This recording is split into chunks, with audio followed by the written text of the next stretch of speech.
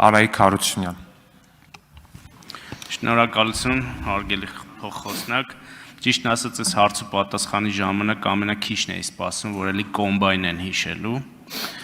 Բայց ձեզ մի հարց ունեմ, ձեզ Տիկին Հովսեփյան, ինչպես եք դուք վերաբերում 2022 թվականի հոկտեմբերի 6-ի Պրահայի հայտարարությանը, որպեսզի իմ ու ձեր միջև կոմունիկացիոն խնդիրներ չառաջանան։ Հիմա շատ հստակ ասեմ դա ինչ է, որ հետո չխեղաթյուրեք։ Եվրոպական քաղաքական համայնքի գագաթաժողովի շրջանակներում տեղի է ունեցել վարչապետ Փաշինյանի, Ադրբեջանի նախագահ Իլհամ Ալիևի,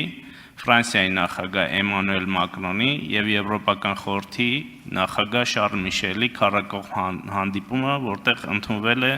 համատեղ հայտարարություն։ Եվ ըստ այդ հայտարարության Հայաստանը եւ Ադրբեջանը հաստատել են իրենց հանձնառությունը ՄԱԿ-ի կանոնադրությանը եւ 91 թվականի Ալմատիի հռչակագրին, որոնց միջոցով ճանաչում են միմյանց տարածքային ամբողջականությունը եւ ինքնիշխանությունը։ Հիմա վնիմание вопрос. Ինչպես եք վերաբերում այս հայտարարությանը։ Ես կարող եմ ավելի որպեսզի կոմունիկացիոն խնդիրը չլինի, դուք ճիշտ կարող եմ մեկնաբանել, արդյոք ես ճանաչում եմ Արցախա-Ադրբեջանի կազմում, այդ է ձեր հարցադրումը։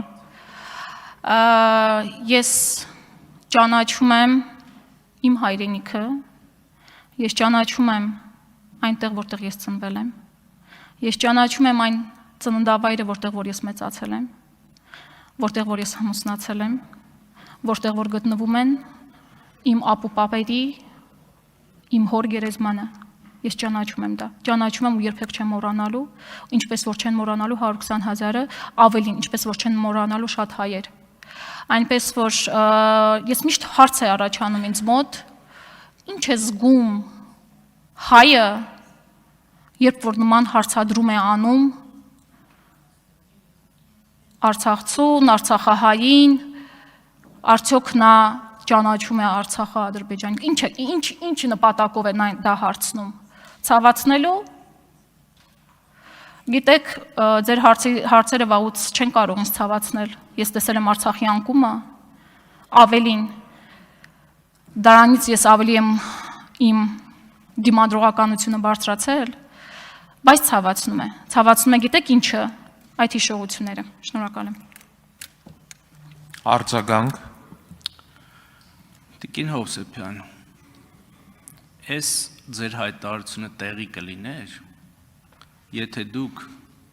Պրահայի 2022 թվականի հոկտեմբերի 6-ի հայտարարությունից հետո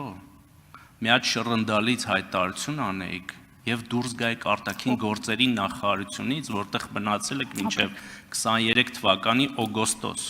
Սա մեկ եւ երկրորդը, եթե նույնիսկ դա այդպես չի, չնայած դուք երեք ձեր գործընկերը ներկայացրել է ձեր կենսագրությունը, մեկ էլ այսենց շռնդալից հայտարարություններ ունենալ դեպքում ինչու էր Արեգա Հովսեփյանը Ղարաբաղի համար այդ ժամանակահատվածում ապրում Հայաստանի Հանրապետության մայրաքաղաք Երևանում։ Շատ շնորհակալ եմ հարցի համար, նախ ինձ չի թվում, թե մեր քաղաքացիներին շատ կհետաքրքրի, բայց հարցի ստիպված եմ պատասխանել։ Եթե արտաքին գործերի նախարարությունում այսօր դեռ կան ազնիվ մարդիկ, նրանք կարող են փաստել ու կարող եք հարցնել։ Աշխատանքից ազատման իմ դիմումը գրվել է 2020 թվականի նոյեմբերի 10-ին։ Այդ ժամանակ Հայաստանի արտաքին քաղաքական գերատեսչության կողմից նաև իմ համոզմունքներով որոշեցի սպասել ընտրություններին, որովհետև իմ սխալներ երևի, որտեղ մտածում եմ 21 թվականի ընտրություններից դուք հեռանալու եք։ 21 թվականի ընտրությունները եղան, դուք մնացիք։ Եվ 21 թվականից հետո ես գնացել եմ երեխայի խնամքի արձակուրդի։ 21 թվականից մինչև 23 թվականը ես չեմ աշխատել արտաքին գործերի նախարարությունում, ես մեծացնում էի իմ բալիկին, մեծացնում էի Արցախի մասին հիշողություններով, դիմումս գրել եմ 2023 թվականին լինելով դեռևս երեխայի խնամքի արձակուրդում, մեկ տառ անգամ, մեկ նախադասություն անգամ չեմ գրել ձեր, չեմ աշխատել 21 թվականից ձեզնից հետո։ Իսկ ինչու է Երևանում, ճիշտ եմ հասկանում ձեր հարցը այն էր, որ ես պիտի մնայի Արցախում եւ զոհվեի։ Շնորհակալ եմ։ Չէ, հարցը, եթե սխալ եք լսել, հարցը այն մասին էր, թե ինչու եք Երևանում ապրում եւ ոչ թե Ղարաբաղում, ինչեւ է։